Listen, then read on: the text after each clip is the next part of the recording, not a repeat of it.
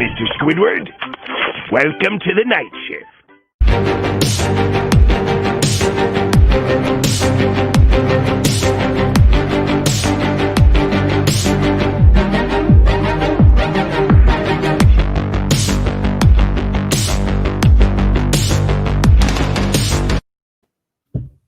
Good evening, everybody, and we welcome you into another edition of the MI6 Sports Network's late night sports talk show. That, of course, folks, is The Night Shift on this Saturday, October 17th, 2020. And kicking off, folks, episode number 11 of The Night Shift here on this Saturday night. With that, folks, joined as usual by the usual suspect co-host of the late night MI6 Sports Network broadcast team. The man that is bent over and out of shape after Georgia got rolled by Alabama tonight. That is our buddy Isaiah Leung from the Garage Studios up in Fremont, California. And also, folks, welcoming on tonight as well, our good buddy, and again, main executive producer of the programs here on the 6th. That is our buddy, shareable Stephen Wang, and of course, yours truly, Callan McClurg here from the home studio in San Diego. Isaiah, good to see you, buddy. How's it going? Callan, Steven, it's been a really awful night, man. Georgia, I thought, had this game. They were up 24-20. I went to take a shower thinking to myself that, hey, after I'm done showering, I'll come out because Georgia scored a touchdown right before the half, and they had the ball to start the second half. And I went to shower. I was like, yeah, they're going to score a touchdown. They're going to be up by 2 scores when I come out, and then I'll be able to go on Facebook, Twitter, Instagram, and whatever, and just talk hella trash to Steven and be like, hey, Steven, you better keep that energy tonight. Once Georgia wins, you better come on the show when Georgia wins. And when I came out of the shower, Georgia was getting their ass handed to them. It was not pretty, man. It was really difficult to watch. And on top of that all, the drink that I have here, man, my Diet Coke, I bought this like couple days ago. It's bitter. Diet Coke isn't supposed to be bitter, but for some reason this one is bitter. And also the French fries that I made are stale and extremely salty. So everything is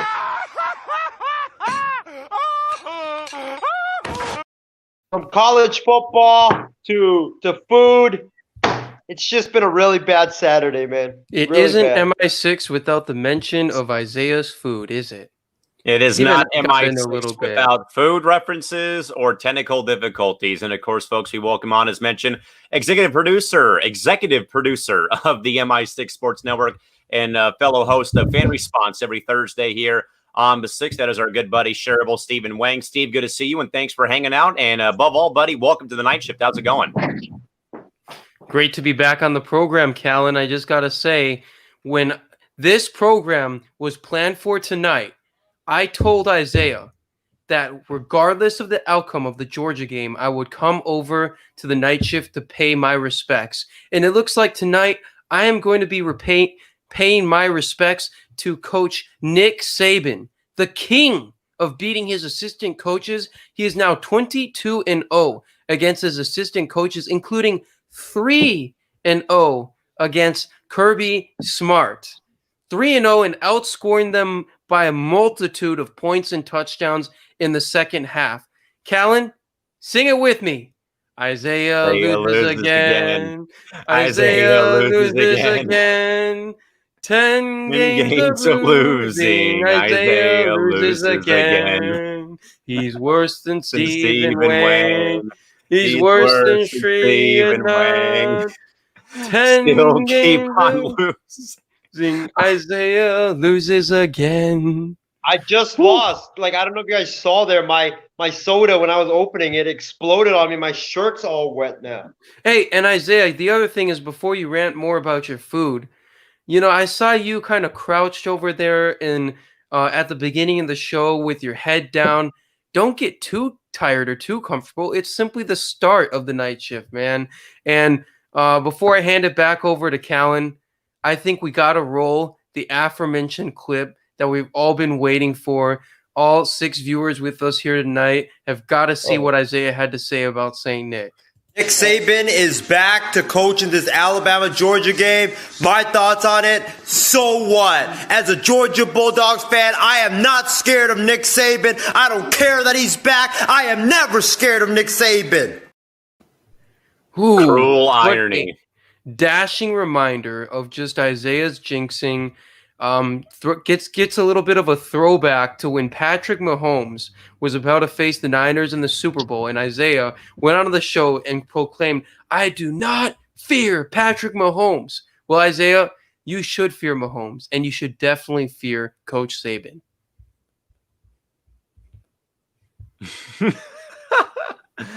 No response. But with that, folks, we'll take your input tonight again. Very loony day pretty much across the sports world. Again, baseball postseason, college football today. So again, folks, we'll take all your thoughts here across the board here today. With that, both Steve and Isaiah will get to, of course, the big game of the day. Of course, Georgia, Alabama down there in Tuscaloosa. It was looking A-OK for the Bulldogs, but sadly, they are outscored and shut out and off the scoreboard for the entire second half as Bama once again rolls and runs wild over the Georgia Bulldogs and adding another chapter to this very great SEC rivalry. Steve, I'll start with you on this as Isaiah drowns his sorrows in Diet Coke, though. But obviously, you know, I will say, though, despite Isaiah's prediction of this game, though, this was probably the best game of the entire day, more so than any other game you probably watched. Maybe the UNC Florida State game kind of caught up in the same time slot as this game, though. But I mean, punch, counter punch, no lead being safe, though. But in the end, though, it is a very well coached Nick Saban ball club getting past the Georgia Bulldogs. And again, as you said, though, Steve, 3-0 now is Saban against Kirby, who did not really look very smart in this ball game in the second half.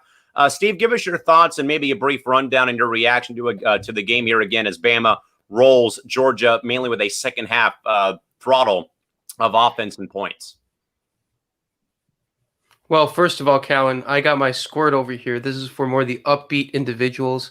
I know Isaiah's sulking with his Diet Coke, guys. Squirt, one of the best sodas ever. Squirt and Fresca are actually my personal favorites. But Concur. Look, this came down to the fact that football is a game of inches. And in a game of inches, you simply cannot miss your throws by a couple of feet. Georgia had control of this game early in the second half. They were up 24-20.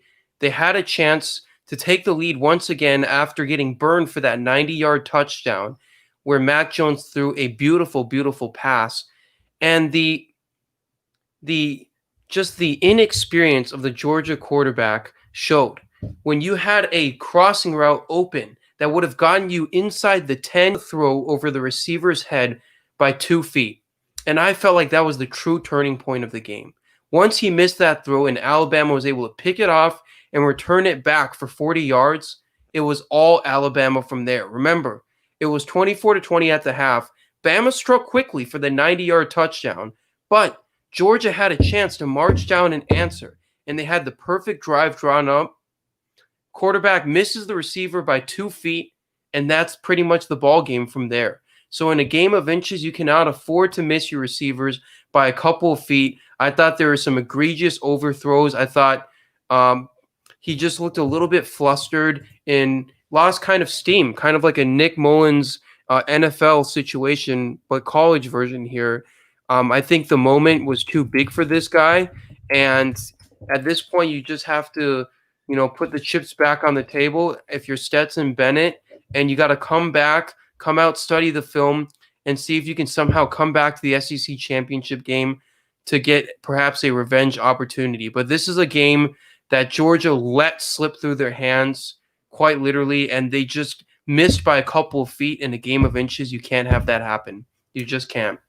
Isaiah, we know that you're going to rant about Georgia losing this game, and of course, Bama making you look like an absolute fool today with that second half showing.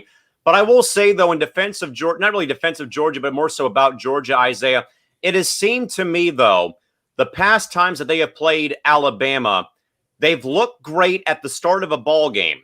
And much like the Falcons, they implode in the second half for one, but also it just seems to me, though, too, that it's self-inflicted mistakes, self-inflicted wounds that seem to always bring Georgia down versus Bama. And like I've said, fellas, over the past week or so, You can't give great teams like the Dodgers, like the Lakers, like the Bamas of the world free chances to get back into a ball game or pad their lead. And I think that there was a lot of critical mistakes made by Georgia in this game, and Alabama took exception or took advantage of those mistakes, and they cashed in those chances. You can't give teams free opportunities to get back into games or score points or get runners on base. So, Isaiah, we'll let you have the floor. We'll put the shades on. What do you got for us?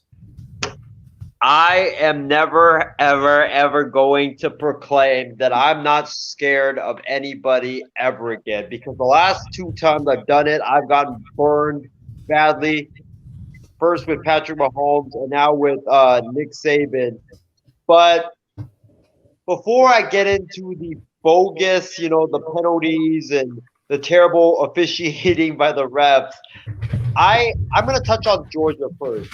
I think that Georgia, one of the reasons why they lost this game was because, first of all, Stetson Bennett, buddy, I love you, man, but you got to go back home to Athens, drink more milk, and do more jumping jacks, because you need to grow 6 or 7 more inches, because it was looking like a 5'9". It was looking like this. It was looking like Nate Robinson against Yao Ming out there. That's how bad it was. It was like every time Stetson Bennett would wind up to throw the football, his passes would get batted down. Like he had wide receivers open to make catches, but he just couldn't get them the football because Alabama's defensive linemen would just put their paws up and just bat the ball down. So Stetson Bennett, you got to grow 6 to 7 inches, my man, if you want to be a good quarterback. It will really help you out.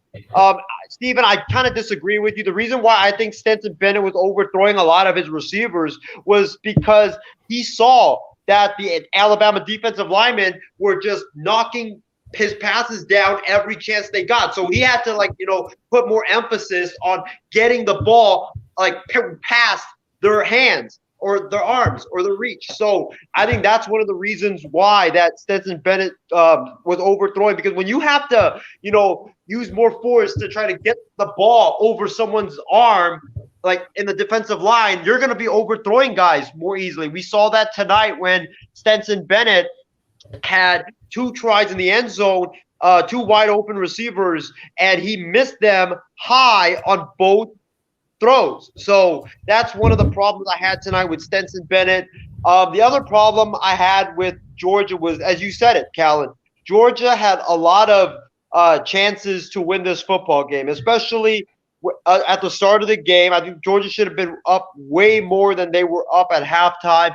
The Dogs, on I believe it was the first play of the game, they get an interception from Mac Jones. They get the ball at, I believe, Alabama's 40-yard line, and that's a great start. You got to punch that in and score some points off of that, a field goal or a touchdown.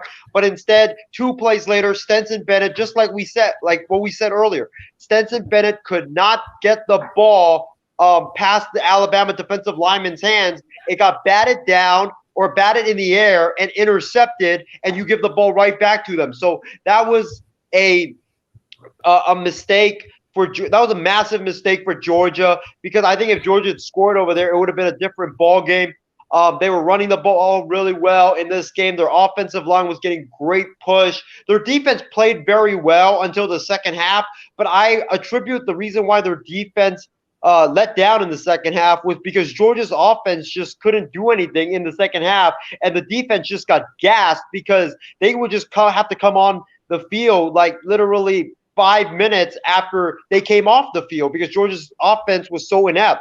So they got to clean some things up. They got to, whenever they play Alabama again, maybe in the SEC championship game or whatever, they got to capitalize on mistakes. They got to capitalize on great chances in order to beat Alabama. But I want to get to the terrible officiating that we witnessed in tonight's game. During tonight's game, I had a piece of paper, right? I had a piece of paper, and I was writing down every missed call or terrible call against the Georgia Bulldogs that I felt like was BS during this game. I wrote down there was about 10 of them, but I'm only going to go to 2 of them because if I go and rant about all 10 of them, by the time I'm done ranting about them. It's going to probably be 11:30, so I don't want to take that long. But let's get to the touchdown where I believe it was. I think this came after Georgia took a 17-10 lead, and Alabama drives down the field. Mac Jones delivers a beautiful ball to Devontae Smith for a 40-yard touchdown to tie the game. But ladies and gentlemen, look what happened on that play. I don't know if you guys can see the picture real good, but look what happened. You see it right here. You guys notice it? Mac Jones, the quarterback, is right here. The Alabama offensive lineman is right there. Georgia's defender is free and about to sack Mac Jones. But what prevents him from going to sack Mac Jones? Oh, right. An Alabama offensive lineman pulling his shirt and holding him. That should have been a hold. That should have been no touchdown. This was, I believe, third down when Alabama got that touchdown. There should have been no touchdown. It should have been 3rd down and 20, and Alabama most likely would get off the field and have to punt the damn football away. But the referees didn't call it and instead gave Alabama the touchdown. I thought that was complete BS. And now let's go to the bogus pass interference call on 3rd and 7 when Georgia was down 3 points and desperately needing a stop. Callan, do we have that clip of the bogus pass interference? Jones drops to the corner. Devontae Smith coming by Stokes. There are no flags, or are there? No, there. Yes, there is. I didn't see it. Tough matchup. Stokes squeezes. Oh. All right, you guys saw there. That was the worst pass interference call I have ever seen in my young life of watching football. It was utterly horrific. I mean, this game in of itself was the worst ref game in my young life of watching college football. Those refs that ref this game needs to be banned from reffing college football immediately. They need to have their eyes checked or something. They need to have their credentials stripped and investigated for corruption, because that's how bad it was tonight. The calls were in favor of Alabama the entire night. It wasn't even funny. Let's look at this pass interference call right now. It's 3rd and 7. Georgia, if they get the stop right there, if there's no flag thrown, it would be 4th and 7. Alabama would have to kick a field goal, which would probably make it a 6-point game, which is absolutely doable if you're Georgia.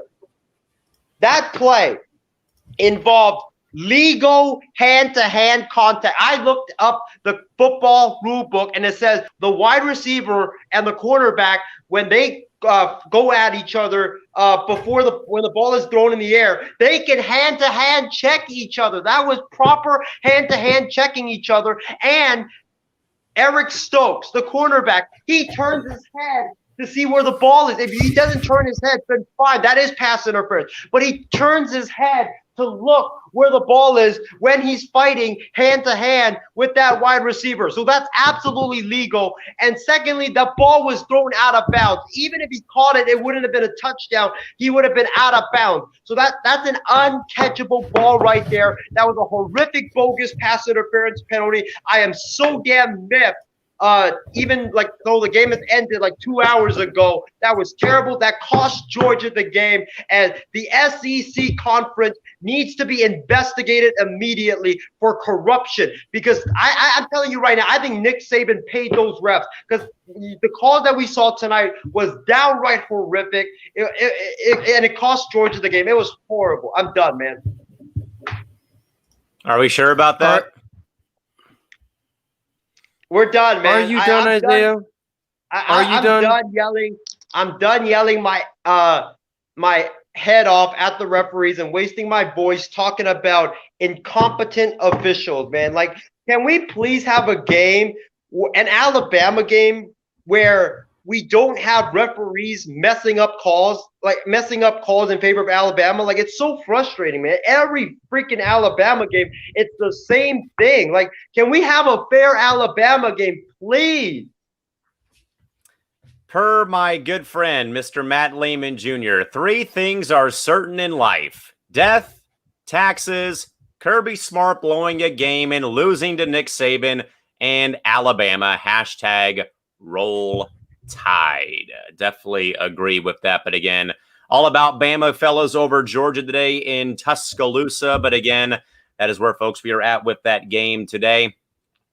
And again, folks, we want your thoughts, though, too, on the live poll question and also as well. Do you believe that Kirby Smart gets fired after this season? Comment down below, and let's also vote in the poll question. Let's get to the comments now, fellas, in regards to it. Again, a lot of them trickling in as the show has progressed on here and following Isaiah's rant about corruption in college football. Not like Georgia lost this game, wasn't aided by the referees. They beat themselves in this game. Real quick, couple of thoughts. First and foremost, from our buddy Casey King. Hello, gang. Good to see you. Good, sir, as usual. Also, our buddy Chardal checking in as well. Happy early birthday as well. Good, sir. Turning 24 on Sunday. Also, as well, Casey says, guys, I'd like to know how Notre Dame is number 4 in the rankings. A 12-7 win over Louisville is not very impressive. We probably can dive into that a little bit later in our college football block, but definitely very puzzling game for the Irish to knock off Louisville earlier on Saturday. Also, real quick, our buddy James Gonzalez, always watching via the MI6 Facebook page. All the teams of the state of Georgia not having a good time right now. Of course, the Braves and Dodgers, will have plenty more about them later in the show as well. And also, Angel checking in as well. Hello, guys. And again, happy early birthday to our buddy Chardal as well. And once more, again, but per my great friend, close friend, Matt Lehman, 3 things are certain in life. It is death, taxes, Georgia, and Kirby Smart blowing a game and losing to Nick Saban in Alabama. I actually sent that to him in a text message earlier, but he wanted to use it, so I gave him full credit for using that as well. And also, Angel pops in as well, guys. USC hasn't played a game yet, and they're still in the top 25. I find that funny, like Wisconsin and Ohio State being in the top 25. They haven't played a single game yet on the season. With that, guys, we'll move over to the other game on our script tonight. That is Clemson absolutely obliterating Georgia Tech today, 73-7. Only reason why we had this game, folks, is due to the fact this is the most points scored by an ACC team, apparently. Stat is probably wrong here, but at least that they have scored. The 73 points is the most scored by an ACC team in recent memory. Steven, it was so out of control, buddy. I had friends on Twitter saying that they put the punter in at quarterback when the game was already out of reach. And here was a 7-7 tie. And then Georgia Tech got hit by a bus, buddy. What do you got about this one? Well, what else is new, guys? Clemson blowing out ACC opponents should probably be added to that death taxes list, as well as Isaiah's other favorited head coach, Jim Harbaugh, letting down again and again against the Ohio State University. Listen, guys, this is a Clemson team that is hungry to get back into the national title. They have an easier road ahead with the ACC. I know Notre Dame's in there, but like Casey said, 12-7 win over Louisville. They're not looking too great, Notre Dame. I will say this, though. Even the Notre Dame teams that have gotten into the national title games and that have contended for the championship, and the one that even got into the playoffs a couple years ago, they tend to win close and gritty games against teams that really shouldn't be in it against them. So that, to me, spells doom for the rest of the ACC. This is a Clemson team that just knows just how great they are. They have so much swagger about their game. And, unlike Georgia, they have a prototypical NFL-ready quarterback in Trevor Lawrence. This guy is an absolute unit, and I'm a big fan of Ohio State. I'm alumni there, class of 2018, and I wish Justin Fields the best. But I think Callan, regardless of what happens this year, anything short of a devastating injury to Lawrence, win the national title, Trevor Lawrence is bound to be the number 1 overall pick. And the reason why is because if you look at the base set of what this guy has in terms of offensive tools, in terms of passing talent, I'm talking about that talent, that next level NFL talent. He just has a bigger and more accurate arm than Fields. The more interceptions comes from the fact that he forces a lot of balls up in the air to his ultra talented receivers.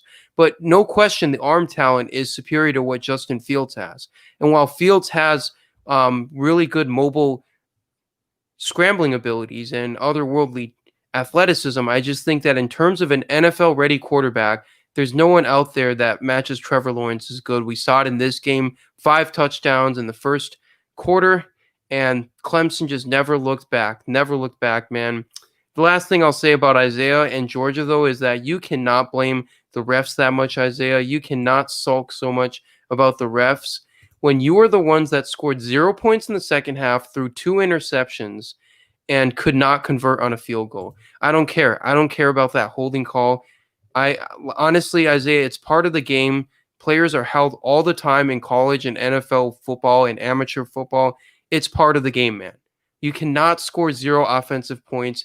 You can't be missing field goals like that. Learn to execute. I don't want to hear it anymore. It's always something, as Shree says.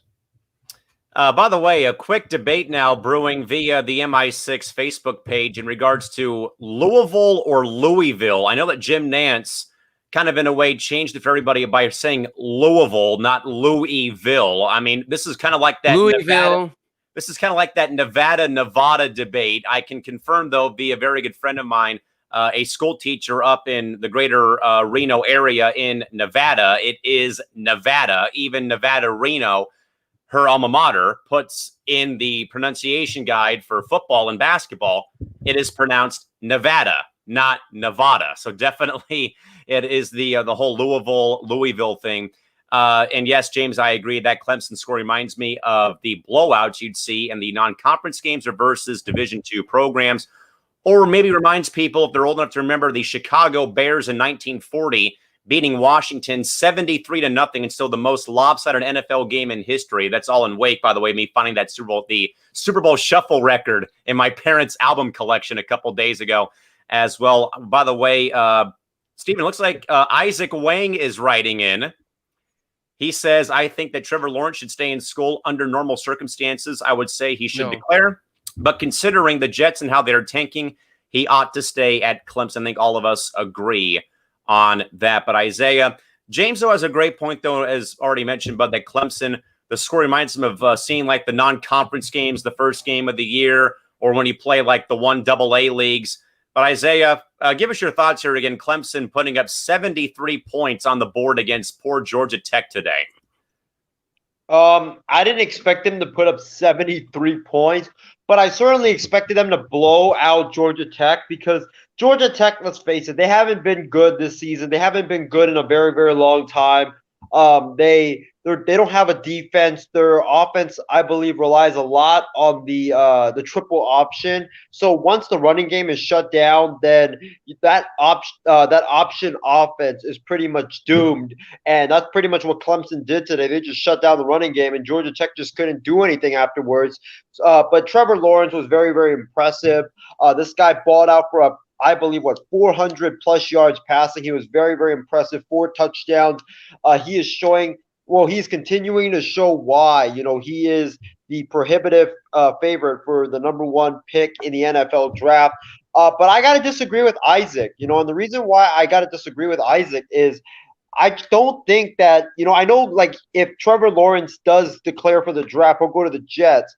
But I think he should declare anyways because like we talked about, I think on Fan Response on Thursday, if Trevor Lawrence stays in school for 1 more year and let's say, God forbid, he has a catastrophic injury, he's going to lose millions and millions of dollars. If he has a catastrophic injury in the NFL, he's going to, he's going to not be able to play, but he's still going to be able to get his money and be able to set his family up to be financially secure for the next 10, 15, 20 years. So if I'm Trevor Lawrence, if I have to advise Trevor Lawrence, I would advise him to declare for the draft because who cares if it's the Jets? At least you get your money and secure your family for a long, long time. So with that, guys, one more in regards to the whole Louisville, Nevada thing, like potato, tomato, tomato. Angel writes in real quick, just like Ottawa and Ottawa. Thanks, Tucker Carlson, for that. And also, James Gonzalez agrees with everybody but Isaiah. You got to score more points than the favorites so those close calls won't hurt you in the end. So while you may want to, again, lay blame on the Zebras, you got to score more points and win the ball game. And with that, let's kind of play a little bit of a game here. Along with both Louisville/Louisville, Nevada, wherever you live, folks, what other cities or maybe towns where you live are usually mispronounced because of how they're typed out or how they're spelt? Let us know. We'll read off a few of our favorites later on throughout the course of the show. But again, folks, Clemson absolutely demolishing poor Georgia Tech. And Stephen behind the scenes agreed. Hard to believe that Calvin Johnson was a Georgia Tech Yellow Jacket at one point in his time. With that, Isaiah, what do you got for us? Well, you guys know how Phoenix is supposed to be called Phoenix, right? Well, I know some people, mostly at work, that call Phoenix Phonix. I've heard Phonix. I've heard Phonix and Phoenix for Phoenix. Yes, but yeah, definitely agree. Steve, what do you got for us? I just got one thing to say to both Isaac and Isaiah. Listen, when you play a professional sport or even a college sport, when you play at that level of the game, you are on borrowed time. It's really tough to maintain the physical condition through all the hits. And, even if you do, there's always freak accidents that can happen to you, a la Dak Prescott in the NFL. And then even in basketball, guys like Gordon Hayward. There are injuries that are just very, very tough to come back from. And when you're Trevor Lawrence and you're guaranteed pretty much to be the number 1 overall pick this year, I think even if Justin Fields wins the Natty, that Trevor Lawrence should be the number 1 pick based on his fundamentals towards the game of football and passing. When you are in that type of situation, you have to take that opportunity because things are very often not constant in sports. They're seldom constant. And right now you're looking at the Jets like, man, what a dumpster fire. Why would Lawrence want to go there and declare for the draft and take that money? I understand where you're coming from. But there's the fact that Lawrence could risk injury with another year at Clemson or maybe another quarterback emerging out of the woodworks.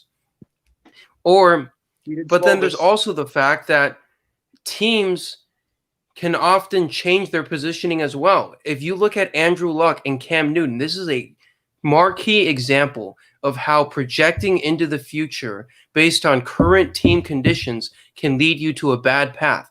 Andrew Luck refused to come out of the draft in 2011, the year that Newton, Ponder, and a couple of other notable quarterbacks were taken. And Newton came out. He became the number 1 pick to the Carolina Panthers, the organization Andrew Luck did not want to go to. Newton ends up going to a Super Bowl and having a longer and better career than Andrew Luck. Who would have thought that the Carolina Panthers would turn themselves around from an absolute joke to a defensive shutdown team that would reach the Super Bowl? I know he didn't win the game. He didn't do his job in terms of winning the Super Bowl, but going to the Super Bowl is a hell of a lot better than going through so much duress on the Colts and having to retire early. So I'm just saying that when you look at sports, you're on borrowed time, number 1, and number 2, things seldomly stay constant.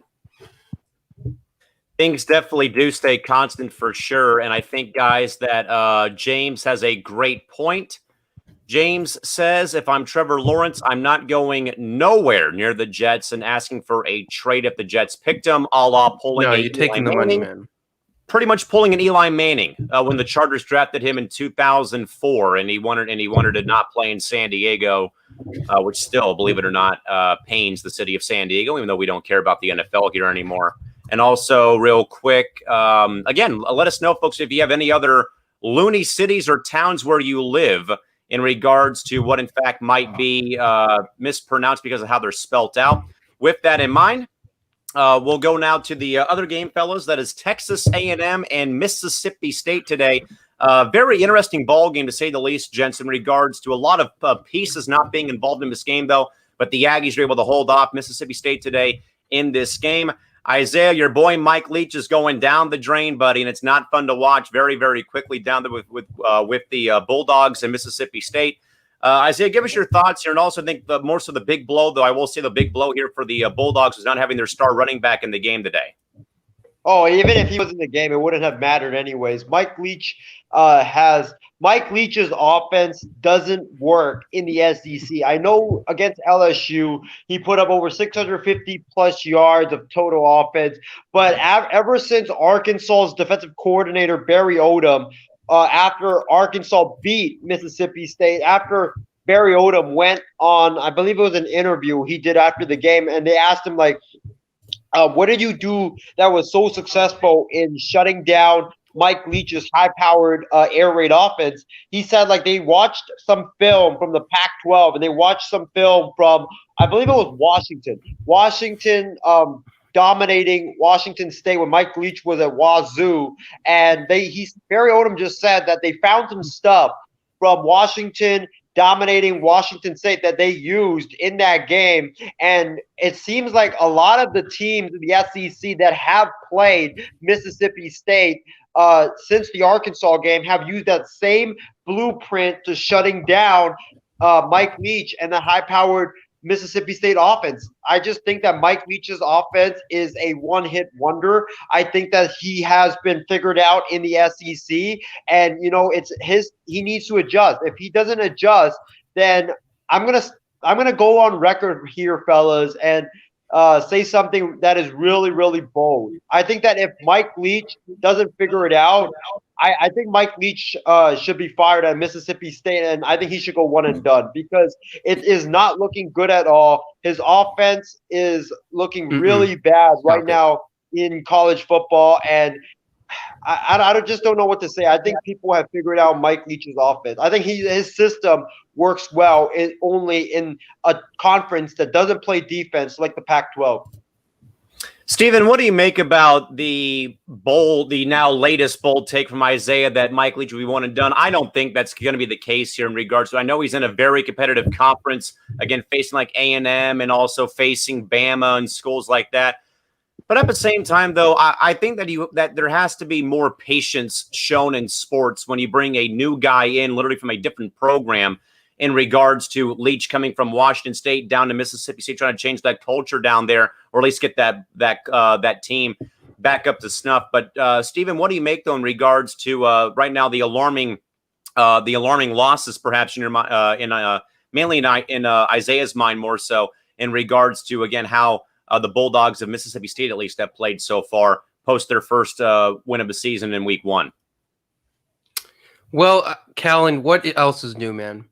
Isaiah's bold takes might as well be added to the certainty of lists. I feel like the more we come onto MI6, the more certainties are just added onto the list of death, taxes, and you can just add in 50 other things, including Isaiah's bold take after bold take after bold take. The take is so bold, I'm going to show the room right here. Isaiah left the stream. He has no means to defend himself. It's not helping his case, and I'm going to call him out straight BS right here, man, because this is the same guy who came onto our MI6 group calls and streams and declared Mike Leach a transcendent SEC coach, a guy who could bring Mississippi State to glory because he at Washington State never had the talent, the necessary recruiting firepower and regional opportunity at the Pac-12 and as a second fiddle to Washington. That's why he was, like 0-6 against Washington. That's why Washington State has the longest tenured rivalry losing streak after Michigan and Ohio State at 8 losses in a row. All of these damn excuses, I'm tired of it. Isaiah, you got to come back on the stream. But listen, Mike Leach, he's a very good coach. He's a good head coach. And for what Mississippi State could get, this is one of the better names they could get out there. And I just think it's totally unfair, despite his record of falling short in the Pac-12, despite his record today of scoring just 14 points, to write him off right now. Within my conference alone, one of my favorite teams in college football, I grew up just 15 miles from the campus, the University of Minnesota Golden Gophers, guys, as Isaiah returns back to the stream. PJ Fleck, in his first year with the Golden Gophers, 13-1 season or 12-1 season with the Western Michigan Broncos. And he went 5-7 with that Gophers team. Flash forward to his second year in 2018, guys. He was 4-6. The sky was falling on this program. And what does he do? He beats a very good Purdue team that had upset Ohio State 41-10, and then goes on to win out the season, finishing 7-6 with a decent bowl win over Georgia Tech, Calvin Johnson University. So all of a sudden, he's got some momentum going, and what does he do last year? he makes the insane run, which starts with an epic comeback against Fresno State, and they finish the season 11-2. 2 big losses to Iowa and Wisconsin, but they finish the season off with great wins over Auburn, Penn State, and inside the top 10 of the college football rankings.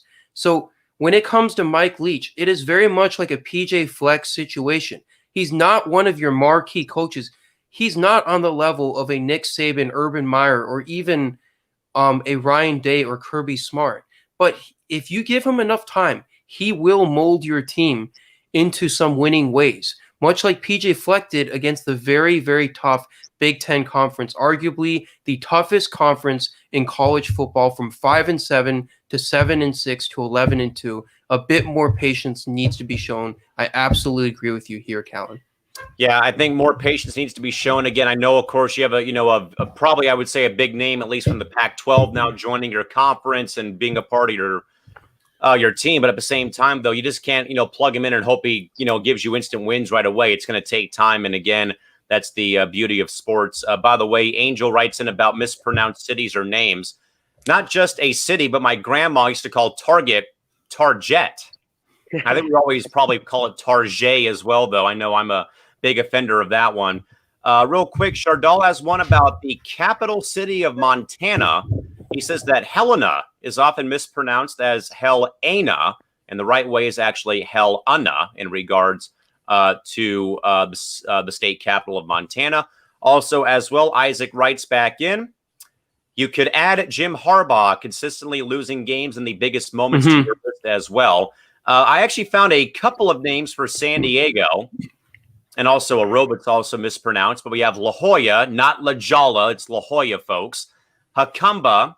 It is not Jamaica Road. It is pronounced Hamashaw out here in San Diego. We have Del Sur as well. El Cajon is also big time mispronounced. Encinitas, Hamul, Lucadia, San Isidro, and Santa Isabel is also some of the other big time names. And yes, La Jolla, the home of the University of California, San Diego Tritons. And also, Chardal has the big one, though, fellas, that I also struggled with big time. Spokane, Washington. I thought when I was younger it was Spokane. It's actually pronounced Spokane. Yeah. That is the home, of course, of the Gonzaga Bulldogs. With that in mind, fellas, we'll now segue over to the Major League Baseball postseason party. It was first up, fellas, game number 7 in regards to the ALCS, the Rays and the Astros, hooking up again from San Diego, California. And with that, Steven, I know that, of course, on the program on Friday on No BS, I think a lot of us probably had a very, depressed feeling about Tampa Bay. They've been a very fun ball club to watch this year. 40 wins in the regular season, getting through the first 2 rounds. Then facing the Astros, of course, in the ALCS, they go up 3-0. Then they lose the next 3, and then you're thinking to yourself, Houston's got this game 7 in the bag. Their pitching has gone by the wayside. They can't hit. They strike out in big situations. And he really saw the utter frustration from these Rays hitters in Game 6 on Friday. They come back, though, and hold off Houston 4-2 with Randy Arozarena being named the ALCS MVP. I believe he had 7 home runs in that series, a very insane number for homers by Arozarena. So, Steven, give us your thoughts here that, at least for right now, the Rays have become the everyone's favorite team right now for them knocking out the Astros in the ALCS. Yeah, and I think that everybody here, including me, you, and a lot of the fans tuning in right now, thought the Rays were done for. 3-0 lead. They're not just losing the games, they're losing these games close. And that's where choke theory really starts to set in. And it sounds silly, but I have constantly been a believer that in sports, when you continue to lose close game after close game, the psychological toll of losing a close game, especially in a series where you have to see the same opponent again and again, causes you to be more likely to lose the game afterwards. And after losing 3 games like that, I certainly thought the Rays were done. But they came out today, and they came out strong. Bottom of the first inning, launching 2 runs in, and then launching another run in the second. It just fell over from there. The Astros kind of ran out of gas, and I just absolutely have to credit this Rays organization. They just continue to be able to score in good situational baseball situations. And I know that they struggled in the last 3 games that they lost, But in Game 7, with all the all the marbles on the table, they managed to perform. And ultimately, this is a 3-0 comeback that will not be remembered because it was not finished. It was a comeback that was thwarted by the determined Rays team. And I just want to shout out just the pedigree of some of the players in this organization. Isaiah, I'm not sure who it was at the game against the Oakland A's in the wild card last year, but Isaiah had told me that when he worked for the A's, he was so devastated about Austin the A's Meadows. postseason. Yes, Austin Meadows' disappointment, that when the Rays knocked out his A's in 2019, he actually went to the bathroom and kind of started weeping, and Austin Meadows was there to comfort him. This is such a high-class organization, and given that they were facing the Astros today and everything was against them, you just did not want, and you did not want to believe that they would go down, and they refused to give up today. And for me, I think it was just they did everything opposite of what you would have expected from losing close game after close game, which is trying to force the issue, trying to take like big, home run chunk plays. They played this ball game very, very smart. They did not overcommit to try to chase after the losses. They played the game the right way, and they pulled it through. Credit to this high-class organization. Yeah, absolutely. And especially for a ball club like the Rays, fellas, who, again, does not really have that bona fide superstar. Yes, Randy Arozarena is probably growing into that bona fide superstar. But again, small market ball club, really no fan support. I know, of course, we're in 2020, but even in years before that, no one going to the games in St. Petersburg, playoff runs, yes. But at the same time, a bunch of guys thrown together by a manager and Kevin Cash get the job done. And again, probably have a lot of new fans of their organization because they knocked out the Astros in Game 7. Some thoughts trickling in. First, Christy Wilson, in regards to the Bama-Georgia game, was right about the game. Wanted Georgia to win, but figured that Bama would eventually win. Dr. Ted Vicky chimes in, roasting Isaiah, who was bragging last night about Georgia. You might want to stick to talking about sports you think you know about, more so than games like that. Also, as well, Chardell has one more, fellas. I'm not really I cannot confirm nor deny this one. But Chardell says Colorado is very also mispronounced. Apparently as Rado. The right way apparently per him is Rado. I will actually text a friend of mine in Denver and ask what the actual pronunciation is of the state of Colorado. Also as well, Christy agrees, hooray for the Rays. And also Casey King, bye-bye Astros. So glad they are out. Happy for the Rays. Yes! Yes! Yes! That's the entire baseball fan base right now. Regardless if you like the Rays or not, you're happy that the Astros are gone. Goodbye. Casey King again. He says happy for the Rays. Real quick here. Can we get that back on screen, Steven, real quick? Reading that Casey. Yeah, sorry about that. It's okay. He says happy for the Rays. They're going to be tough to beat in the World Series. Definitely for sure. Their pitching is a little bit of a question mark right now. Again, with 7 games now in 7 days, but at least a chance to breathe and take a couple of days off. Christy, though, with a very great point, though, as well, fellas. Never thought the Rays would lose the series, but I was getting a little bit scared that they would, especially 3-0 for sure. My goodness gracious. And sadly, those 0-4 Yankees are still the only ball club to blow a 3-0 lead and lose the series. And also the one that Steve did have on screen from James. Rays win this with a $28 million payroll. That definitely is a huge like Home Alone like reaction for sure. Angel agrees. Glad that the Rays won the series. Won the series versus the Astros, but I would have been embarrassed losing to a under 500 ball club in the World Series, or having a team in the World Series at under 500. Yes, with the Michigan fan response. Also, Casey, Rays are a fun team to watch. Hope they can get their new ballpark in the future. Same with the Oakland A's, honestly, too. I mean, both those cities have tried so damn hard to get new ballparks built for their ball clubs. And Christy says, even Daniel Bryan is happy for the Rays, laughing face emoji. Yes! Yes! Yes! But with that, Isaiah, I think, though, that a lot of us probably have the same sentiments, though, of seeing a ball club like Tampa, young team, going up against the big bad Astros, of course, 2017 champs, all the scrutiny, all the, off the field stuff with the cheating scandal and managers and coaches being fired, and kind of in a way, though, the losing record, but also Carlos Correa running his mouth throughout the course of the season, things like that. And yes, and probably justice is now still with them not going to the World Series. At the same time, though, Isaiah, I would say, though, man, that Tampa Bay, I think, definitely, avoided disaster, going up 3-0, and then the Astros and that veteran-led ball club, and also that postseason experience getting back, 3 straight wins, and then you're thinking to yourself, they have got to be just totally deflated, and I kind of felt that way myself, though, seeing the Rays lose, though, and see that happen.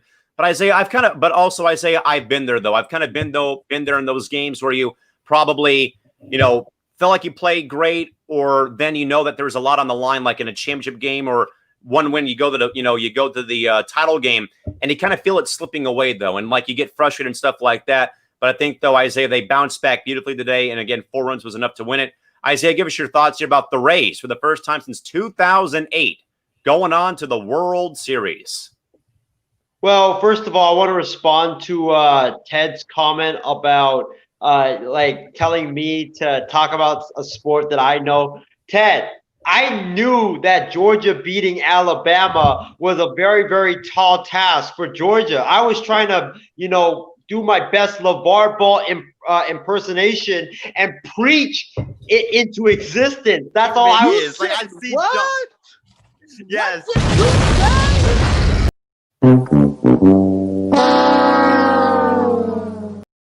I was trying to preach it into existence. I was trying to, hopefully Kirby Smart and those guys were tuning into our program so I could, speak and install confidence in them. That's what I was doing.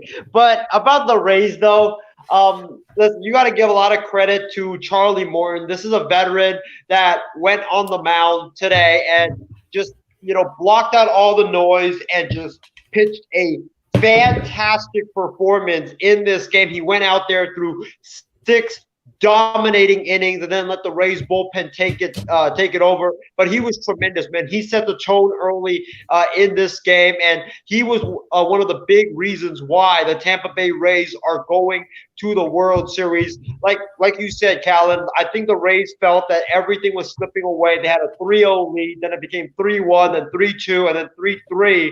And I thought the Rays, I don't think I'm alone here. I think everybody here on the MI6 Sports Network thought the Rays were done.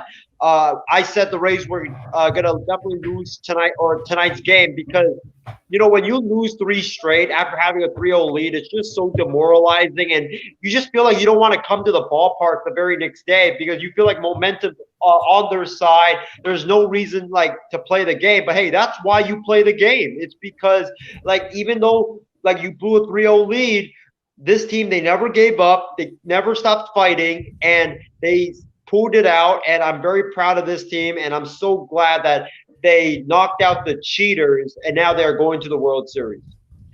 Stephen, with that in mind, though, I do want to talk a bit about the Astros, though. I know, of course, the losing record is one thing, but, Stephen, I have got to give some props, though. I know that Dusty Baker lost, though, but, man, I think he handled this entire season very well for a guy coming into a, pretty much a lose-lose situation, with a ball club clouded by controversy, blowing out a GM, blowing out a field manager, losing Justin Verlander, losing a lot of their bullpen pieces, losing a lot of their relievers, up and down years for guys with the averages. Yes, I've seen the comparisons of the averages in 2017 to 2020.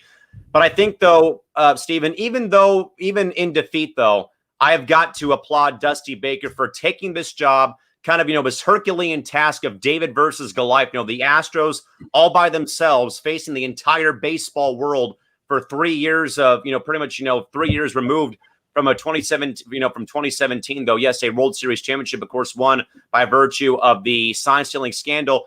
But I think, though, Stephen, honestly, there has to be some praise in my mind given to Dusty Baker for a guy who's been around the block, been around so many times, has been in the playoffs for a long time, San Francisco, Washington, Cincinnati, you name it.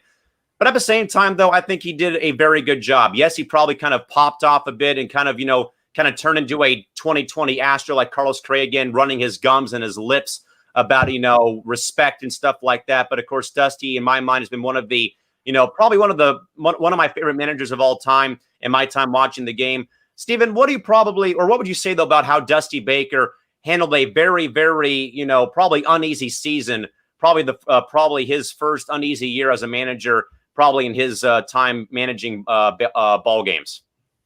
I think it was an excellent job, and I definitely give Dusty Baker an A or A plus range in terms of how he did this season. I mean, just coming back and being able to take the dysfunction of this Astros organization, coming off the disappointment of how he did on the Giants as well.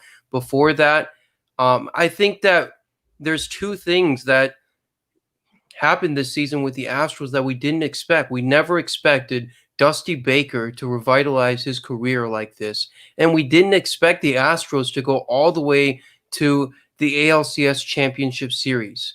But this is a very, very feisty and resilient organization, and they do not believe that the sign stealing was the sole contributor of their title runs. And it showed throughout the postseason, throughout the regular season. They went through devastating loss after devastating loss against my Minnesota Twins and Isaiah's Oakland A's, but they continue to bounce back and, beating the Twins, beating the A's. Those are two things that I think nobody expected out of this postseason. And then capping it off with a 3-0 comeback, which sadly fell short against the Rays. I think they have nothing left but to be proud of themselves. And it's a shame for them that they cannot go and represent the ALCS in the World Series, and they can't go for another title. But this is a successful season in my eyes, and I think it's very, very hard to dispute that.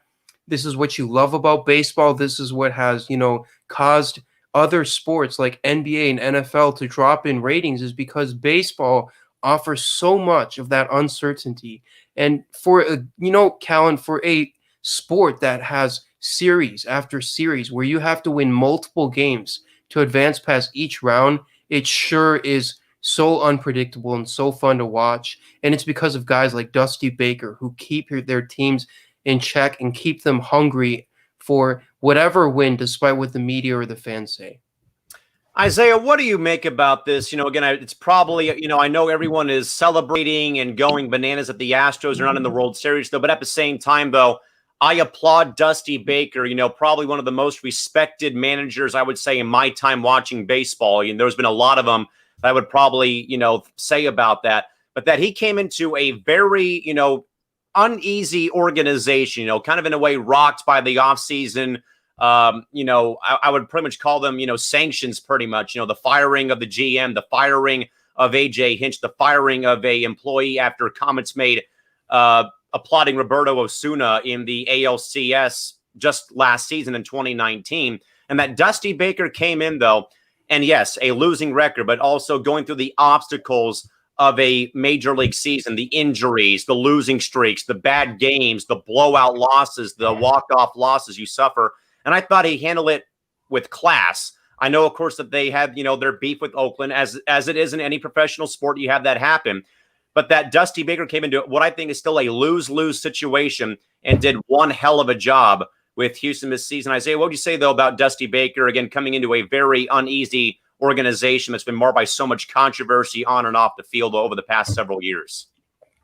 I completely agree. Dusty Baker did a phenomenal job with this Astros team. I know they had a losing record, and they were rocked by everything that had happened in the offseason with the cheating scandal, as well as the injuries with Justin Verlander going down, Roberto Osuna going down, Chris Davinsky going down, and a bunch of other guys as well that went down and were in and out of the lineup during the regular season. But Dusty Baker, man, he handled everything with class. He handled everything exceptionally well. This guy, every time he took the podium for press conferences, he never ripped MLB for their handling of the cheating for the cheating scandal. He never said, "Oh yeah, it wasn't our fault," stuff like that. He took responsibility.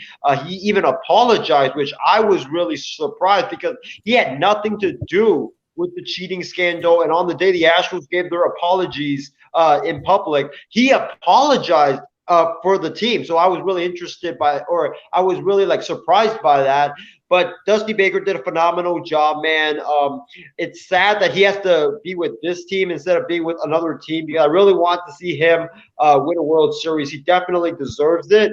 But yeah, he did a great job, and I hope that the Astros bring him back for next season but beyond. Absolutely, guys. Some comments rolling in. Angel earlier in the segment had a great point, though. If not for the pandemic, the Trop would have been packed. I would hope so. But then again, that ballpark is still not the best, though. Isaac Wang earlier also said Dusty Baker syndrome, losing, I believe, 8 straight postseason winner-take-all games. It's got to be up there, 8 or 9, definitely for sure, though. Christie agrees, though, that Dusty did all he could as the manager with what he had to deal with. Again, that bad poker hand for sure. Angel, though, guys, has one more guy he feels bad for. Jose Altuve. He hopes he can rebound from his mental lapses. As a former player, I say yes, because I have been in this spot, though, fellas, and I said this maybe on Thursday or on Wednesday, as a former player myself playing this, very crazy game that is baseball, is that you have days where you hit the ball 5 times hard and it's base hits, or you hit it hard 5 times, it's right at fielders. But then, though, like I said, though, a couple times, though, folks, in my time playing the game, I had former teammates of mine who were so upset with themselves after they would strike out that they would take their at-bats into the field, and that would give them like what they call it, the yips, in regards to the Steve Sax syndrome, or the Rick Ankiel syndrome, in regards that they can't throw the ball to first base or make a play. And we saw Altuve, I believe, make 3 errors in like the first 2 games of the series, though, and that you saw that the offense was sadly falling him out to the outfield. But I agree, though, with Angel. Yes, I know, of course, you want to despise the Astros folks, but as a former player, I'm going to side with that player in regards to hopefully bouncing back, because he's a fun player, whether you like the guy or not. He's a fun player to watch for sure. So hopefully, though, I agree with Angel that hopefully Altuve can rebound from his errors in the field on defense. And he also says that he could see a 14-team playoff format going forward. Mm-hmm. James Gonzalez, guys, is a great question here in regards to free agency. Isaiah, we'll start with you. George Springer is a free agent. Where do you see him signing or going to? Ooh, that is a very tough question. Because I don't think a lot of teams will be spending a lot of money this year, given the uncertainty from COVID. Like, there was no fans this year, so a lot of teams I don't think are going to be wanting to add payroll. I think you're going to see a lot of teams cut payroll instead, and that's why I think you're going to see a lot of players get either released or non-tendered or traded because of that fact. If I have to pick a team right now, gun to my head, I will say I want to say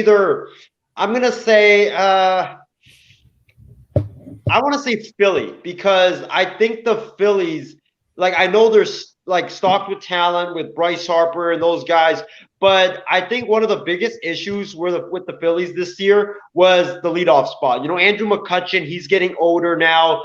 He came off a torn ACL. Didn't really look like the Andrew McCutchen of old. And Philly has a lot of money that they can spend. Remember, the owner said before signing Bryce Harper that they have a lot of stupid money to spend. So that could be a spot. George Springer would fit nicely in at the top of the lineup with Philly at the leadoff spot. And then you have George Springer, and then you have Bryce Harper, and then Alec Bohm, Rhys Hoskins, hopefully JT Realmuto. So I think Philly would be a good spot for him. And I'll probably say maybe the Yankees, because the Yankees would always target big free agents, and they do need a bat in the outfield. They really do. I think New York, even though I don't want to have a gun to my head, but I'll say the Yankees, because more so I'll say this, guys, because Brett Gardner's getting older, really can't play the field in my mind, or play center field in regards to that. But also George Springer's hardly hurt. And with an organization like the Yankees that is always relying on outfielders or big hitters like Judge and Stanton, who are going to miss at least 90% of the season, it feels like, that definitely, I think, could be one spot. But also Christie agrees as well, or Christie has a very good spot, though. But I could see this happening as well, fellas. Springer to Boston, I think, could also be a very good landing spot, too, just by virtue of maybe Jackie Bradley Jr. And, of course, they probably have some money to spend, though, too, as well. And also, Angel says he would go with San Francisco or the Angels. I don't see the Angels because they already have Mike Trout anchoring center field for the next 10, 12 years, whatever it's going to be there. However, the Giants, I think, would be intriguing. But I do like Mauricio Dubon playing center field, though, so I don't see that coming to fruition with San Francisco in my mind, sadly. But I do think it'd be New York or Boston. Steven, how about you? I would go with the Red Sox. This is a team that's never been afraid to be, cash-strapped and make big winning moves. And as you mentioned, those other teams there, they already have the help that they need at center field with Mike Trout for one of the destinations. And then the Giants, they have the help there. I just would go with the Red Sox. I think the Red Sox are traditionally a team that likes to make those big moves. Some more thoughts rolling in. Angel says, if they're going to put the DH in the NL full-time, I can see Philadelphia or the Cubs going after Springer. Possibly Chicago. Not sure, though. I know, of course, that their offense could have used a Springer-type bat in the lineup, though, against the Marlins. Casey, I agree with you, buddy. Forget signing Springer. The Angels need pitching. Thank you very much. I've been saying that for the past, 5 years. Also, though, Isaac is running back in, though. What if he resigns? I think he probably will, though. I think he probably is happy with Houston. Angel says, doubted about Boston since they're in a major rebuild right now, but perhaps, though, is still, though, I think an option in my mind. Isaiah, what do you got for us? Watch out for the other team in Texas, the Texas Rangers, because they've been rebuilding. I know they're rebuilding, but John Daniels, you know how they have a new ballpark, right? There's been reports that they want to land a massive free agent, so when the fans come back, they can open it up with a splash. And also, Casey says, Springer to Boston. Yankees need more pitching. No DH, please, in the NL, but I think it's coming, unfortunately. I think it will be, especially with the success this year of how it actually went, fellas. I could see the DH, sadly, but I think, though, it's probably time for a change, though, in regards to how baseball is played to keep the fans engaged. With that, Isaiah, over to Game 6 of the NLCS, LA and Atlanta. The Dodgers get up early, stay ahead, and stave off Atlanta to force another Game 7 in the NLCS. 3-1 Los Angeles, 3 runs in the first inning off of back-to-back homers by a red-hot Corey Seager, who I think, regardless, fellas, if Atlanta wins or not, or if LA wins or not, Seager has got to win NLCS MVP in my mind. He's been on fire this entire series. And also, as well, I agree, though, in regards to another Game 7 there, Steven, with the Michigan fan, or with JaVale McGee also putting his hands on his head. But also, this is the first time, I believe, that the Dodgers have won I believe this is the first time that the Dodgers have actually come back and won a game that staved off elimination in this situation. I believe they were 0-9 or 0-10, I think, staving off a 3-1 deficit. With that, Isaiah, of course, I know that everyone so far that we had buried Houston and we may have also buried the Dodgers. But at least, though, for Game 6, Isaiah, LA at least shows that, hey, they still have a puncher's chance, though.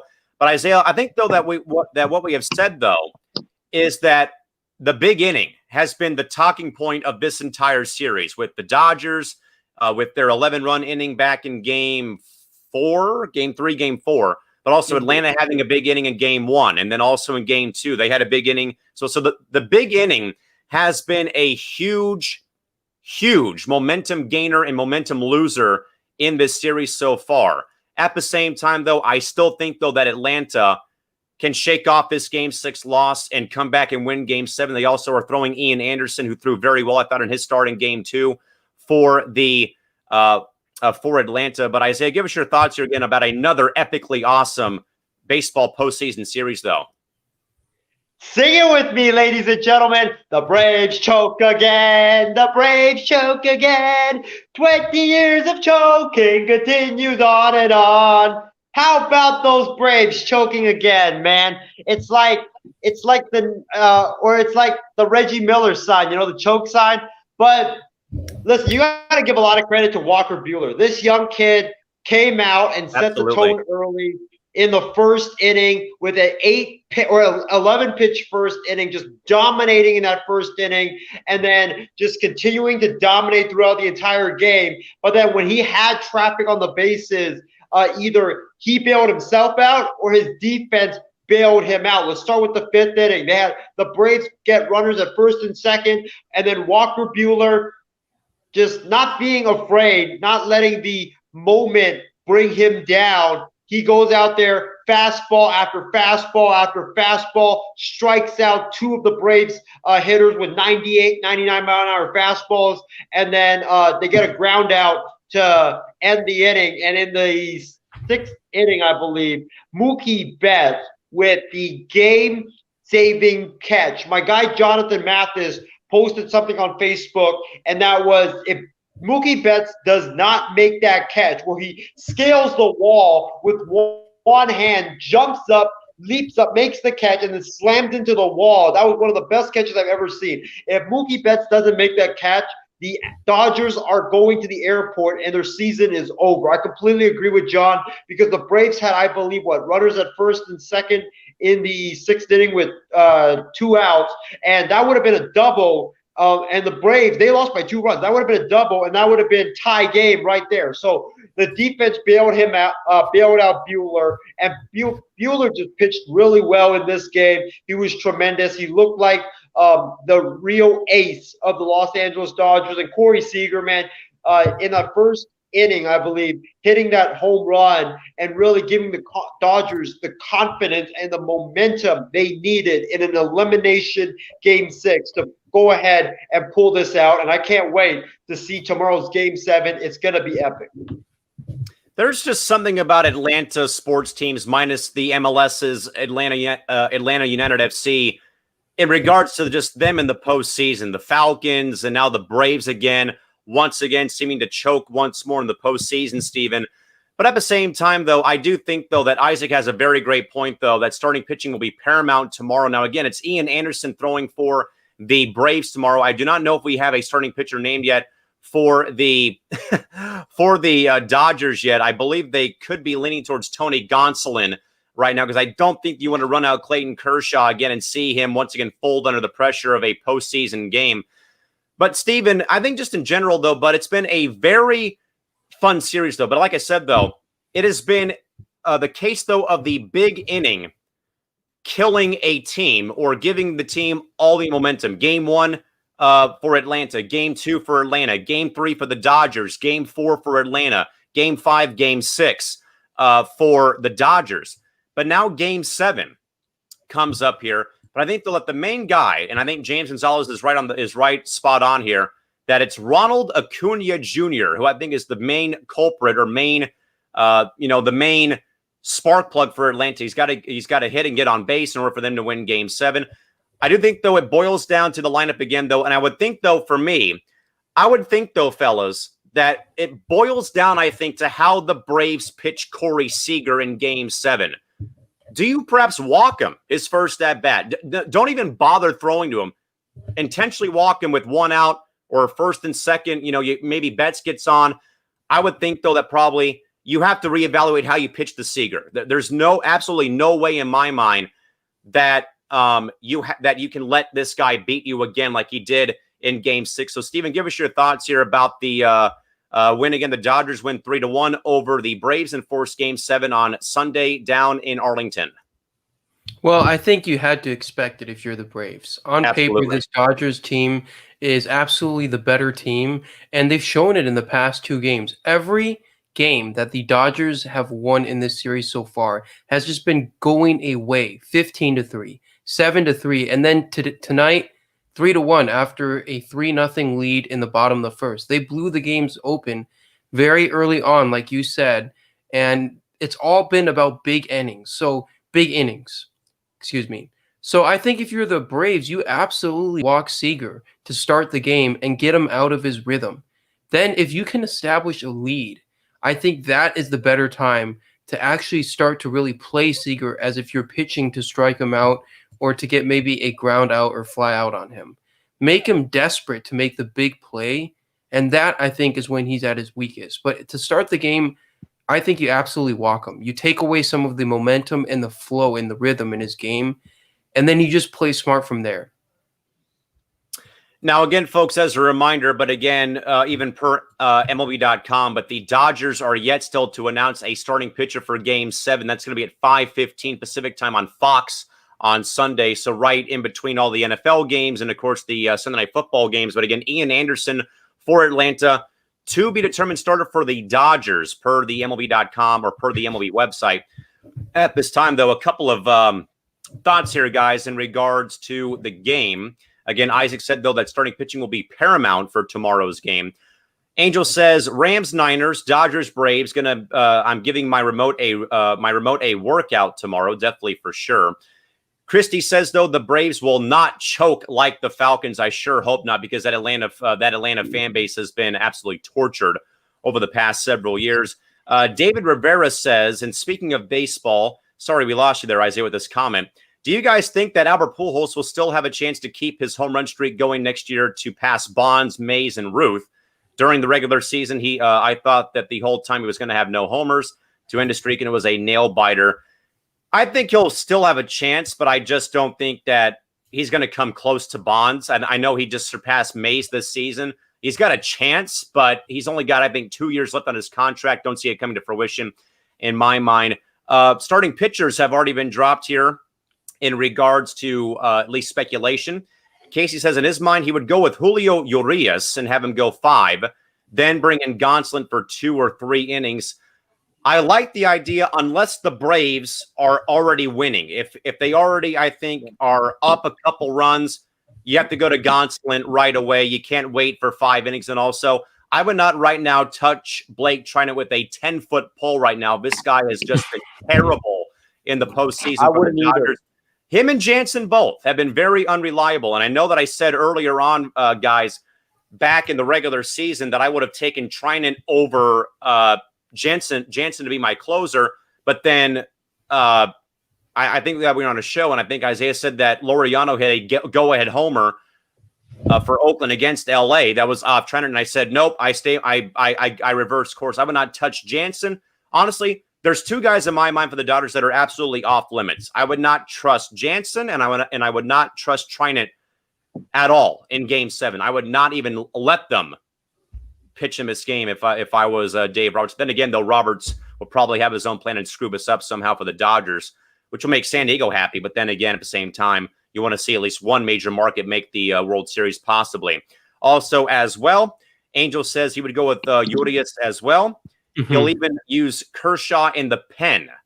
I don't know if I trust that strategy either. We've seen this before, though, with Bumgarner with San Francisco. But at the same time, though, I think we saw Kershaw many years ago come out of the bullpen against St. Louis, and it didn't work out either. And also, as well, James has one strategy real quick for Seager. Pitch to him, low and away. Nothing inside, nothing down the middle. Good idea there. Also, real quick. Nothing high as well. Also, as well, Angel says that Pujols will pass Ruth, but I doubt he'll pass Bonds. Also, as well, James says, I hope to see Trinan tomorrow. Ha, ha, ha. Casey says, regardless of the game or what happens, the Dodgers need a new closer next season. I definitely agree. They have to get a new arm in there. Jansen, I think, has overstayed his welcome there. Yeah, he's been good, but at the same time, playoffs are way worse than anything else. And also, Christy agrees with me. Don't like the idea of Kershaw from the pen. I know we have some points to add on. Steve, we'll go to you first. What do you got? I just got to say this real quickly, guys. One of the co-hosts on one of our programs, Jonathan Mathis, said that he will put an asterisk on whoever would win the championship in this MLB season. Jonathan, I'm talking to you, man. I love you, bro, but if the Dodgers do in fact come back in this series and or go on to win the World Series, keep that same energy for when you made that post. I know, like, sometimes sports can be a little bit stressful to watch, man, and I know that your LA teams have gone through a lot of struggles, and certainly we've all gone through a lot of struggles as sports fans this season, but you can't just write off a season like that, man. Every season has got its trifles. Every season has got its, asterisk moments, but overall, I wouldn't call any season an asterisk season, besides what the Astros pulled, but that's neither here nor there. Like that, they've been eliminated. The Dodgers have their chance right here, winner take all Game 7. I don't want to hear any more excuses. Keep the same energy if they manage to win or if they manage to lose. Definitely, for sure. I know, of course, folks, that's been a very tired argument, but, we love John for sure, though, folks, believe me. And yes, Christy, no asterisk. That's on the Stanley Cup. That's on the World Series. It's on the NBA Finals, MLS Cup, the WNBA Championship. There's nothing there across the board, regardless of what anyone thinks. Isaiah has a couple of points to make. What do you got for us, man? Yeah, Steven, I completely agree with you. Keep that same energy, just like you will have to when the Georgia Bulldogs shock the world and beat Alabama in the SEC championship. So you better keep the same energy and come on the show once that happens in early December. But about the Dodgers.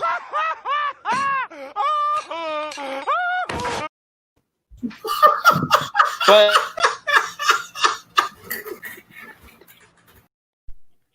you better Callan, keep that same go energy ahead in and December play when all of Georgia. the thumbnails for us because, oh my God, when is this guy going to quit on these Georgia Bulldogs? I mean, Isaiah, you are more of a fan of the Georgia Bulldogs than Georgia residents and Georgia alumnus themselves. What is up with this obsession with the Georgia Bulldogs, man? Come on. Well,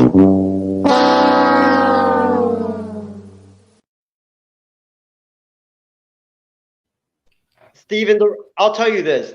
I'm happy that Georgia didn't win tonight because it would be so much sweeter to beat them in the SEC championship, knock them out of the playoffs, and win the SEC and go to the playoffs.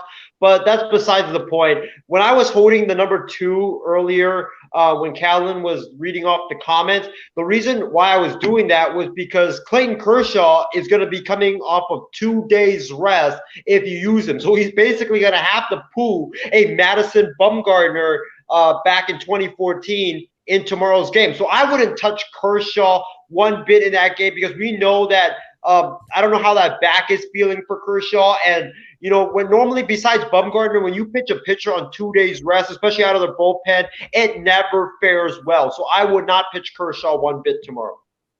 No, I agree. I would not trust Kershaw. I wouldn't trust Trinan or Jansen with my life if I was a Dodger fan. But then again, I think, though, the Angels said it best, though, in the comment box somewhere. Let me try and find the comment real quick. Or someone did write it in, though, but somehow they said that Dave Roberts would find a way to screw us up, though, and lose the game for the Dodgers. So I definitely agree, though, in regards to those points made with the bullpen situation. And Angel agrees. No asterisk, like I said a couple of weeks ago, given the circumstances, whoever wins the World Series will have earned it. Like I said, that's the same thing. Like I said about the WNBA championship, MLS Cup this year. Every major sports championship is probably the hardest one to ever win because you, again, had a stoppage of play or even before you even started your season and you had to wait forever, come back, bubble environments, no family, no fun stuff, nothing to do after the game. And again, you had to, again, be very self-disciplined to, again, be able to play your sport. And again, 0 positive COVID cases in the NHL and NBA. Again, I'll keep saying that until I'm blue in the face. No excuse. Zero. No positive tests in the NBA. No positive tests in the NHL either as well. With that, fellas, we'll talk some football real quick here.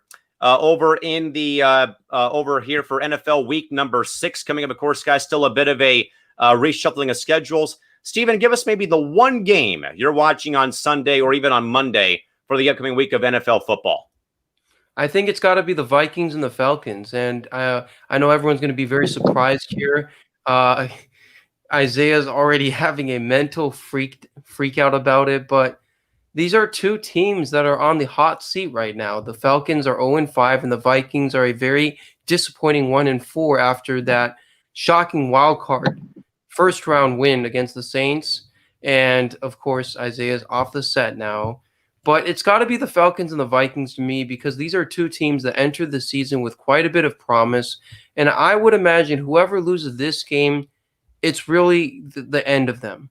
The end of that head coach, the end of that front office, and they've got to really answer a ton of questions as Isaiah, is expecting me to answer these questions, and he's grilling me. As much as that is true, whoever loses the Falcons or Vikings game is really, really going to be on the hot seat. Secondarily, I would say the Niners and Rams game, two teams that have gone through just Super Bowl hangovers drastically. They clash it out to see which team is going to, rise from the adversity and rise from the storylines more.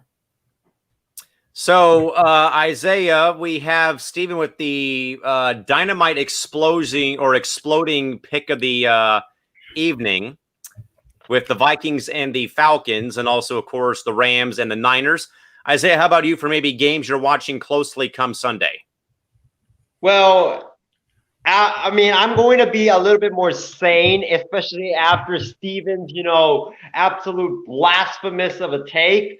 But the game that I will be watching the most is definitely got to be Broncos versus Patriots because my guy Drew Lock is coming back from injury, and the MVP tour is going to start, and it's Vic Fangio versus Bill Belichick, a matchup of two of the best defensive tacticians in the NFL going at it. But I'm just kidding about that game. I definitely will watch the game. But the game that I would definitely be watching, it has got to be, it's definitely got to be Browns and Steelers because the Browns are off to a 4-1 start.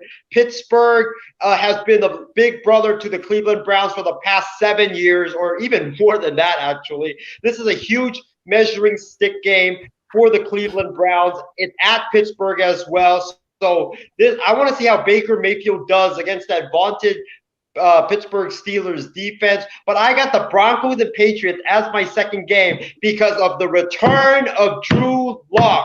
Drew Lock activated.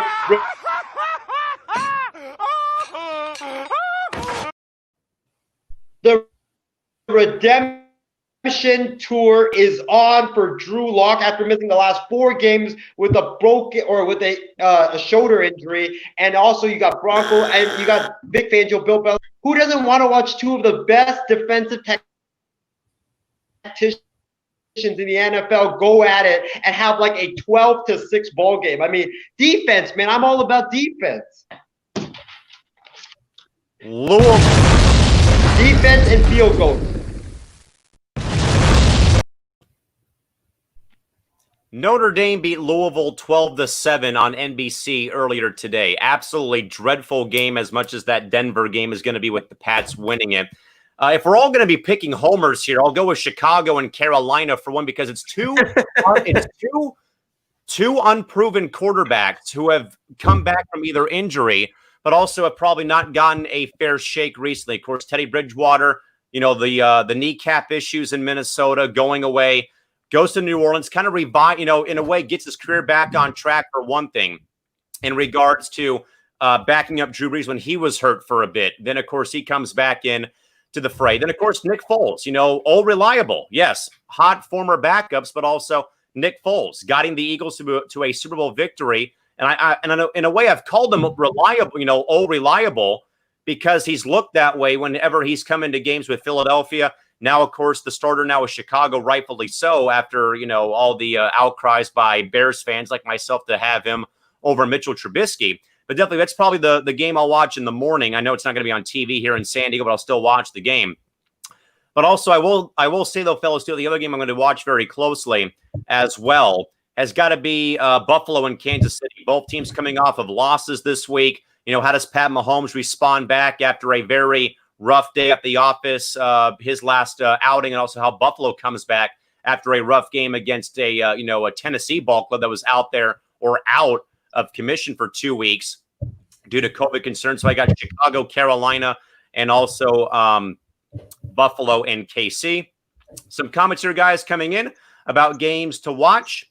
Christy Wilson first says, I know which game I'm watching. It's her Cowboys playing Arizona on Monday Night Football. How about them Cardinals? Angel says, sorry, Rams, love you, grew up with you, but got to go with his Niners. James Gonzalez says, would like to see how the Falcons come out playing after firing their GM and head coach. Last week, the Titans did well and looked fresh after firing Bill O'Brien. Very good point there from Mr. Gonzalez. Christio says, I'm very curious, though, about how Andy Dalton does play in his first game as a starter for Dallas. Again, I think that's probably why I think I like the move, though, to have him become their starting quarterback, because he's a guy that's been a proven starter already in Cincinnati. Casey says, go Rams, but my daughters will be overlapping them since they play at the same time. But we're looking in on it. Hashtag go Rams. Angel also says Falcons have no positive testing. That means that they'll find a way to lose somehow tomorrow to the Vikings. Definitely agreed in regards to no positive test. Also, as well, I think the Cowboys will win on Monday night. And Casey says, this game, guys, was very overshadowed. Green Bay, Tampa Bay. The Battle of the Bay, baby. It's going to be bigger and better than the Giants and A's. I'm going to say it right here and right now, folks. And also, Angel says, I agree with Callan. No one expected both the Bears and Panthers to be good or have winning records by week 6. Definitely agree. Shout out Matt Rule. Buddy. Say that again. Shout out Matt Rule. This guy came from college, walked into a situation where they were rebuilding, and in his first year, even without spring ball or summer camp or whatever, he gets this Panthers team to a 3-2 winning record. So marvelous job done by Matt Rule. I think he might be one of the early leaders for NFC Coach of the Year. Steven already has his skull ready for the game. Hey, our buddy Martin Garcia from Fresno writes in, go Atlanta, whoop the Skulls' ass on Sunday. Oh, man. We'll have that trailer for you folks, by the way, in just a moment here in regards to the Halloween Spooktacular coming up in a couple of weeks here. Also, Angel, an NFC Central reunion will be a shootout in regards to, I believe it's Green Bay and Tampa Bay. But also, Chardal says the NFL games he's watching. Rams, Niners, and also he agrees with Isaiah for some reason, the Broncos and the Patriots. And also Martin says Raiders with a bye week victory in regards to his Raiders being on bye week. And also as well, James says he will go with Green Bay winning easily coming off of a bye week. And also Martin says Matt Rule got whooped by John Gruden as well in regards to the Vegas Raiders. With that, folks, we'll now again go back and revisit this MI6 Sports Network Halloween Spectacular trailer. Here it is.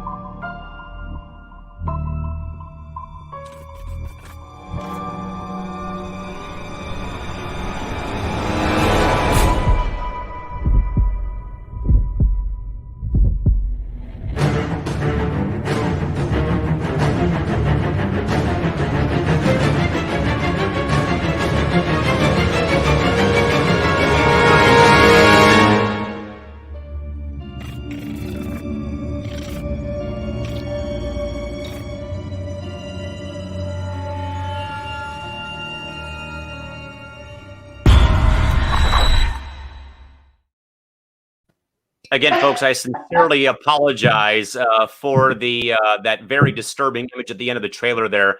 But, Steven, this is your first time being on a network show where we've actually have rolled this for you. And Isaiah's seen this like probably, it feels like 10,000 times over the last 3 days.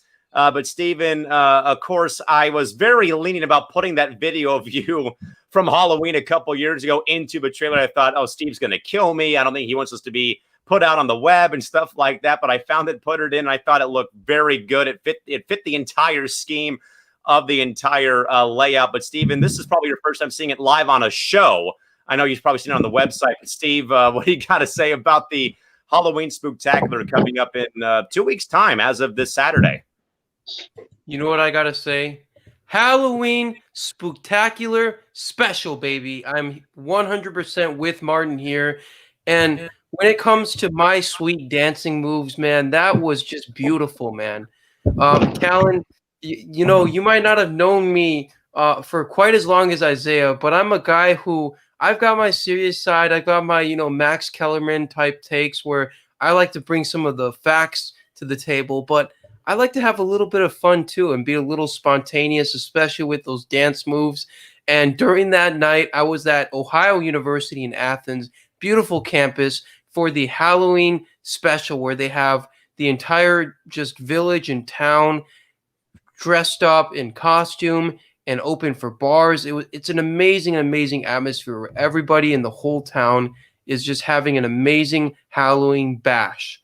And I was dancing that night to Dancing Queen, classic song by ABBA, and it is just the perfect trailer, Callan, not just because of me putting on that little mask of Adam Creech, but because of the insane production value and that jump scare at the end. Jonathan's dancing, Isaiah's dancing. You really couldn't have put it together any better. I got to give it a 9.5 out of 10.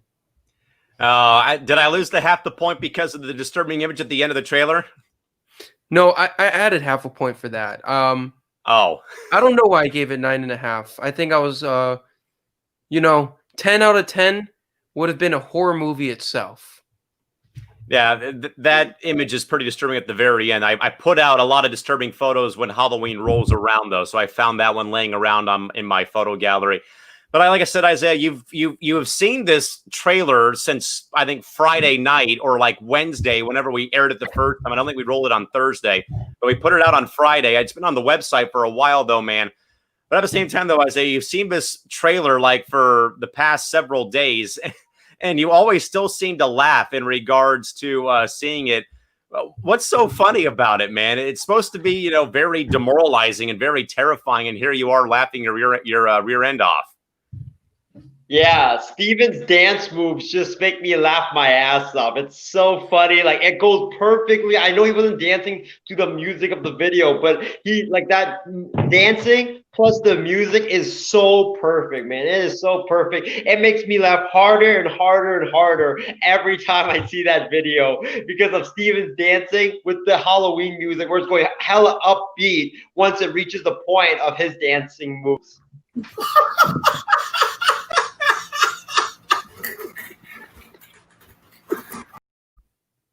I agree. Honestly, I really do. And again, that was all thrown together with a bunch of the GIFs that we have used on this program, either on the web or on our programs. That was all thrown together with a couple of show clips. Steven, the Dancing King. I'll call it Dancing King for that one. And of course, everything else going on.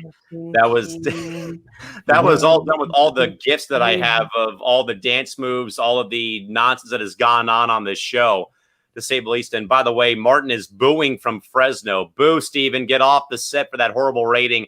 Martin's giving it a 10 for 10. And I believe I'm going to say it again. This might be the first time that we actually, folks, I think, see Martin Garcia, our behind-the-scenes correspondent, football trash talker / awesome website designer that, again, made our site for us, actually join us on a show coming up in 2 weeks. And by the way, folks, I will say we have one more trailer coming. Come next week, we in fact advertise the product a bit more for the next week and then the week of Halloween. So 2 more trailers.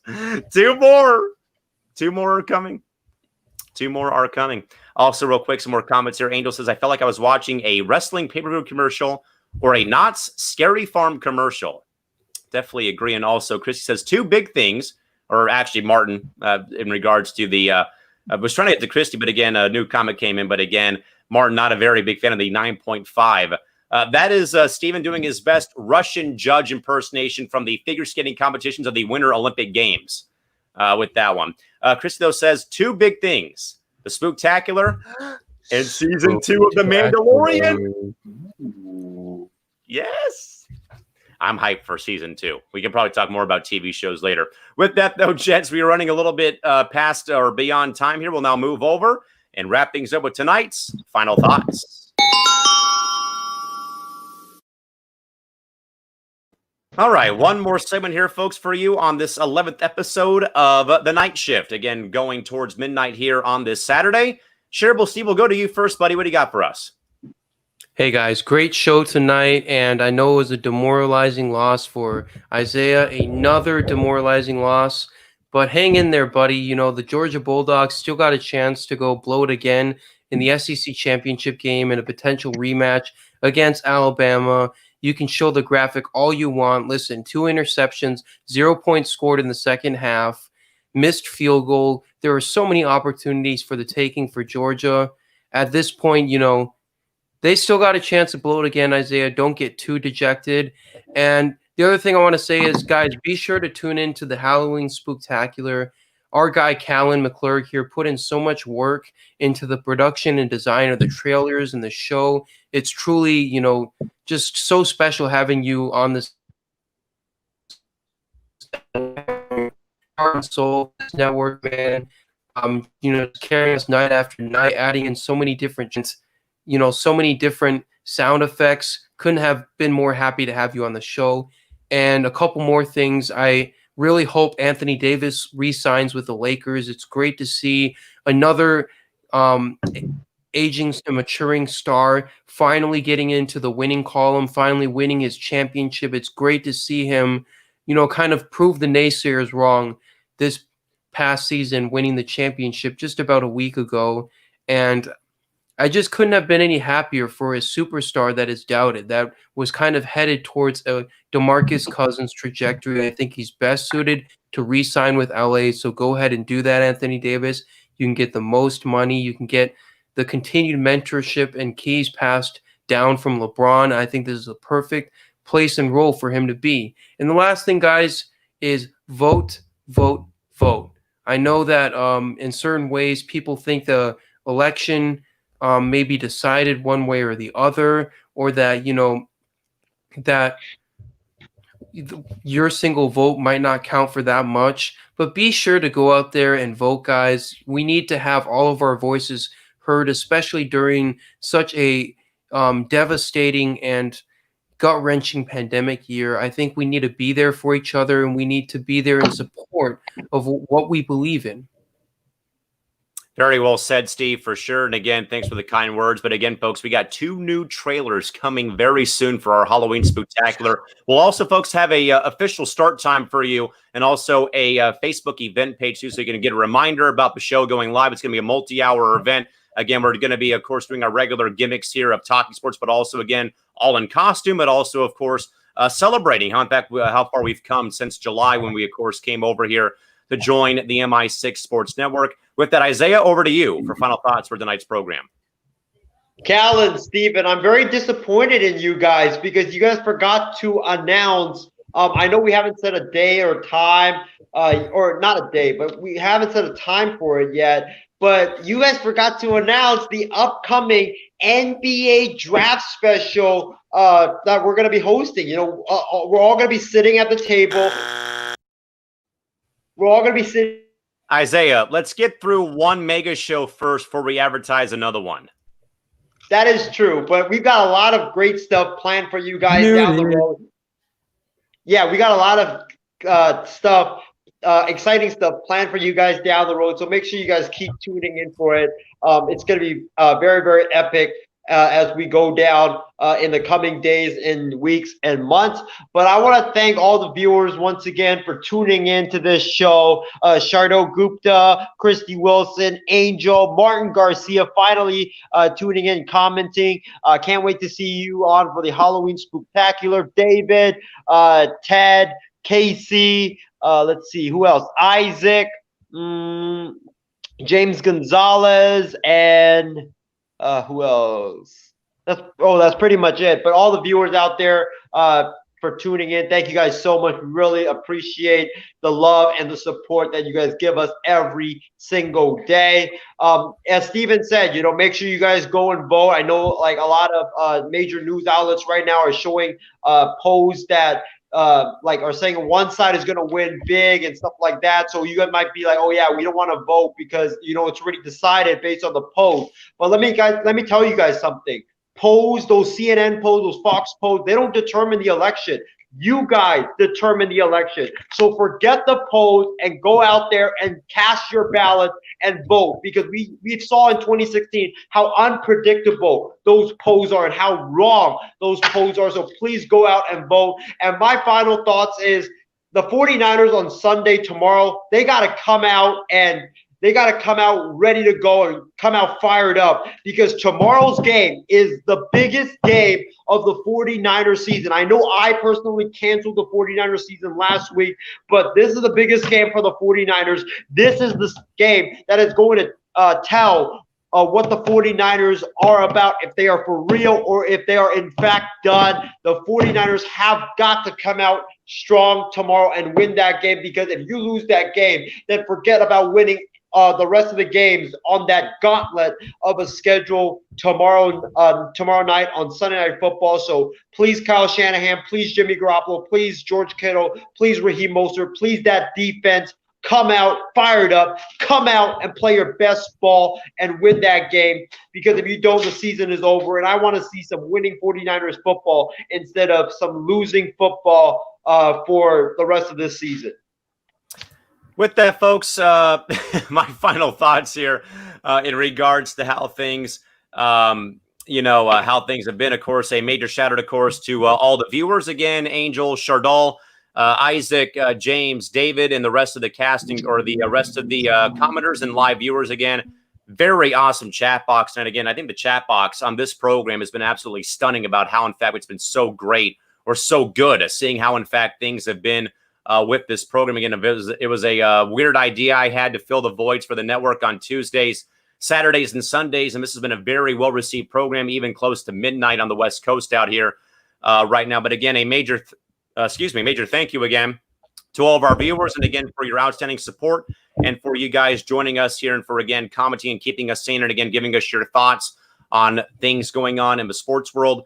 Angel says he predicts a Niners win. This will be a trap game for the Rams in his mind. We'll see how things, in fact, go.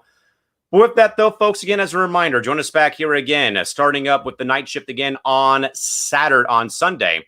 Back here with the night shift at 10 o'clock. So time to recap all the NFL action. Then, of course, a brand new week, folks, coming up on Monday with Wild Sports Talk with myself, Isaiah, and John.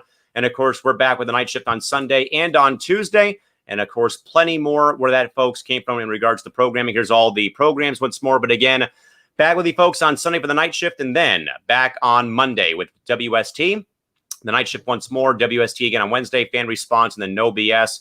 And then, folks, as a reminder, but still, 2 new trailers will be dropping sometime very soon for the upcoming Halloween Spooktacular. Yes, I agree with the Michigan fan and JaVale McGee that 2 more are going to be coming. 1 for next week, and then 1 for the week of the event coming up as well at this time. With that, though, folks, for Shareable Steve and for Isaiah Leung, Cal McClurg saying goodnight from San Diego, and, of course, from across the great state of California. And sadly, Angels' Patrick streak just ended tonight.